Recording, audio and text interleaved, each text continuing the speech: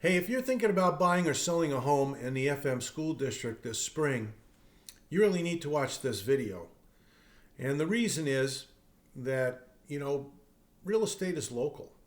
And a lot of the numbers that we get on TV or on the internet or from Zillow or, Redfin or any of these other sources, they're all based on national numbers. And that has nothing to do with what's going on in the FM school district.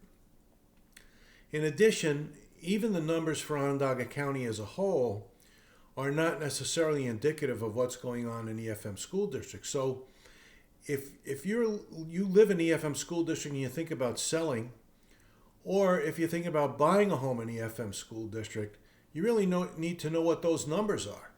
Because how are you going to price your home properly? How are you going to strategize for buying or selling a home in that area?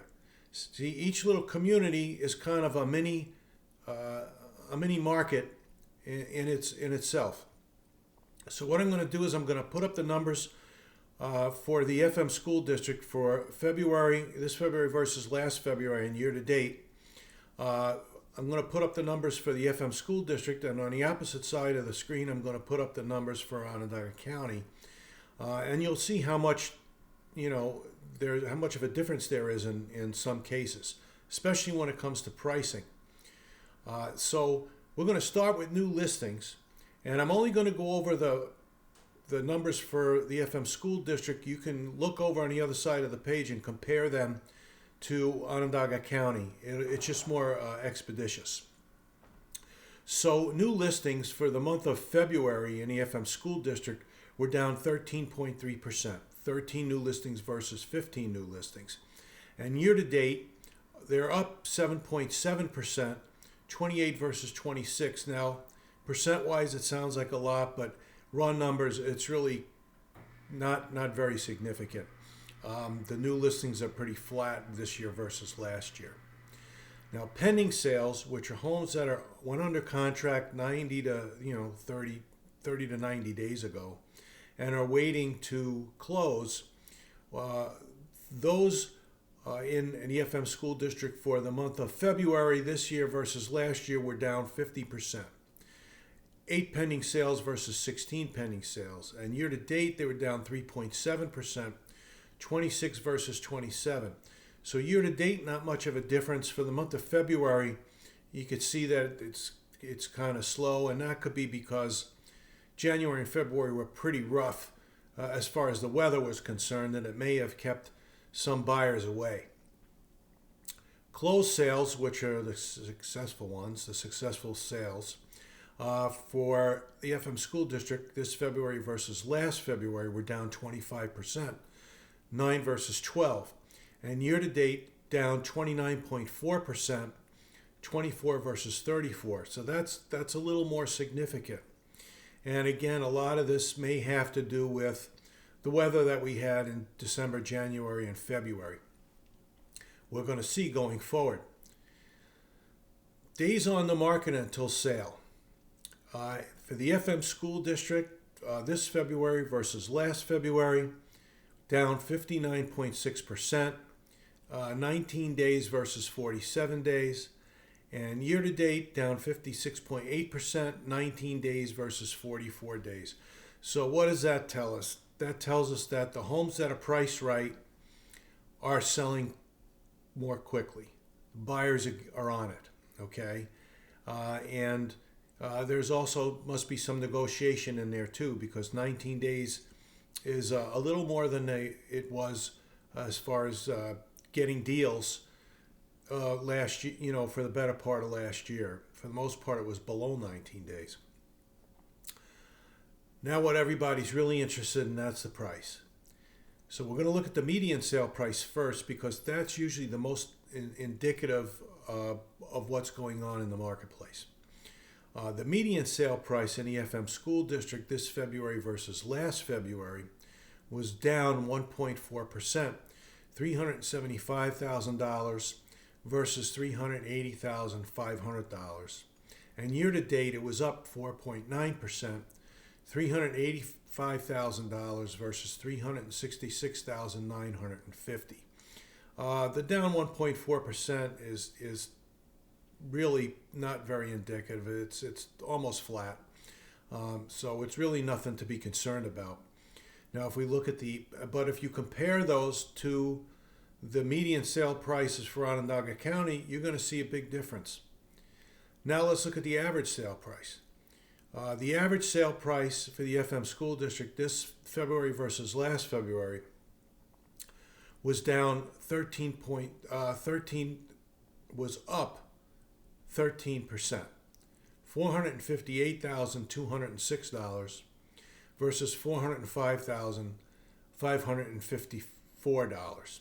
And year to date, the average price was up 38.1%, $534,802 versus $387,225. Now, those are big differences, not just this year versus last year, but look at the difference in the average sale price in the F-M school district as compared to the average sale price in Onondaga County. You know,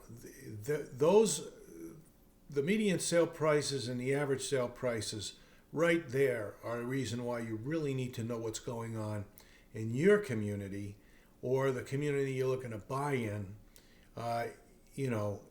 if you're going to sell a home or buy a home. Because going by the averages, going by the national average, going by the county numbers just is not a good representation of what's going on in your community for the most part. The percent of list price received, which is the ratio between the price that was paid for the home versus the asking price, for the month of February in the F-M school district was up 2%, 102.5% versus 100.5%. And year to date, it was up 1.3%, 100% versus 98.7%. So, the homes we're selling for a little bit more than full asking price this year versus last year. And what that means is there's more competition for the homes that did sell. Okay? There was multiple offers. Otherwise, why would someone pay more for the home than what the asking price is? So that's good news for sellers.